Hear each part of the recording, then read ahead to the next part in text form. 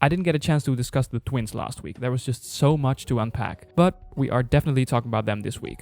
Can this episode even top last week's one, where we got so much character progression, cool reveals, and that heartbreaking tension between Vision and Wanda?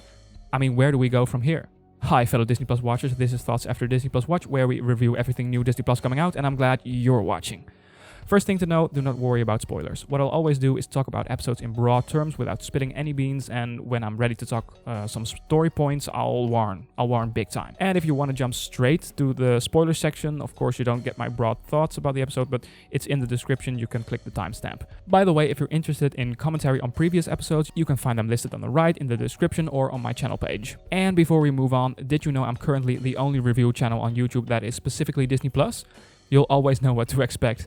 Click that button if you want to follow along, thank you so much. There was a lot to take in this week. I'm pretty sure I'll have to watch it again to fully grasp every character and plot detail. The episode was similarly paced like last week's one, where a lot of stuff was happening in Westview, as well as outside the Hex.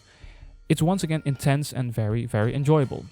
Like I'm saying every week right now. Only this time the sitcom gimmick didn't really land as well as I hoped. Maybe that's because we're moving into the 90s today and we get closer and closer to present day, because now I feel the type of sitcom is becoming more familiar and is less and less contrasting with the MCU style, big scope filmmaking, you know?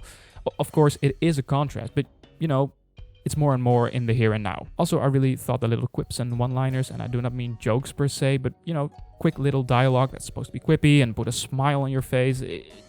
Those things, it didn't resonate with me. The style just didn't resonate with me that much, and I had a hard time following the quick chatter. Not that I couldn't follow what the actors were saying or anything, but I just had trouble taking in what they really meant to say. I'm having a hard time to pinpoint what show or shows this episode was referencing in its style. It's a really recognizable style that absolutely feels 90s, but I can't make up my mind what it really is. I expected this week maybe a Friends or a Seinfeld type of deal, because that is the first thing I associate with this time period. But maybe that would have been too similar with last week's episode, so it's fun that there's something different, of course. But it really comes down to taste. It was absolutely inevitable that there was one sitcom time period that wouldn't speak to me. Well, that was this week. The story, though, there's a lot of progression, of course. A few things happen that I would have imagined to happen in like the season finale or maybe episode 8 or something. I mean, characters get in trouble, things get exposed, and the twins are becoming really important. I'll talk about them in the spoiler section, of course. This episode is also visually very satisfying. The Halloween decorated streets with all its color is looking very striking. It's also the first time that we're seeing so much of the streets outside of Wanda and Vision's house. So it's nice that the scope is opening up in this show. Not only outside the Hex, but also inside. Considering everything, this was not my episode. The story is still satisfying. I'm saying this every week, but the story, what do you want? It's WandaVision, it's progressing like big time.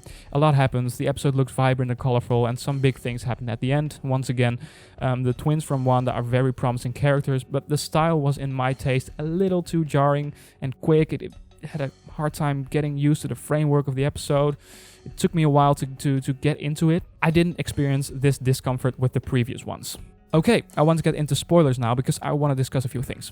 Ready? Spoilers, spoilers, spoilers. Are you still here? Great. Let's first talk a bit about Pietro, because he's up to something. I know it.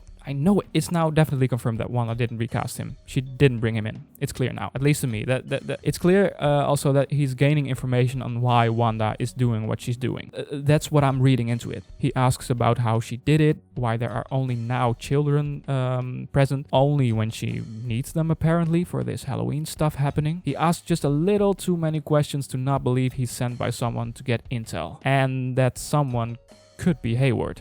As I expected, and I believe as a lot of us expected, Hayward is not playing the same game as Darcy, Wu, and Monica do. He hides a lot of information as discovered by Darcy.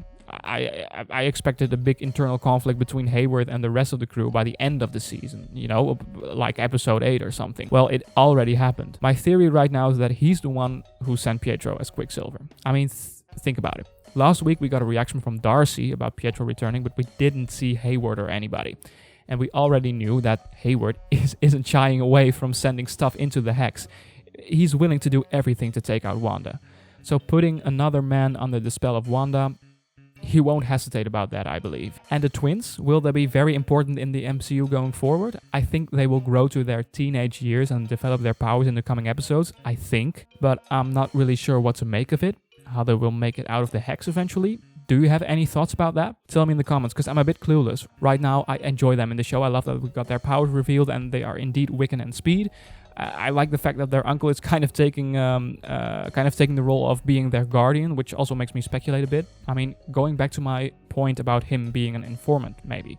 His mission could be to rescue or take away Wanda's children, only to make Wanda follow them outside the hex. I mean, they could be used for bait. Okay, I didn't think this theory through that much, but could be right. If you have an even better theory about fake Pietro's role in the show going forward, I love to hear it. Oh, and I love the Yo Magic Snacks for Survival commercial. I'm a big sucker for stop motion, so whenever I see claymation, I'm automatically smiling. The underlying theme of this ad was a less on-the-nose thing than something like Strucker Watch or Hydra Soak, but it does hint at maybe a fear Wanda has about not having access to her powers and everything maybe falling apart if she wouldn't have access to it anymore. I'm not sure that's what I'm taking out of it. Where are we now? Vision almost killed himself. Darcy and almost everyone from S.W.O.R.D. is trapped in the hex. I'm already curious, by the way, what the new costume of Darcy is going to be.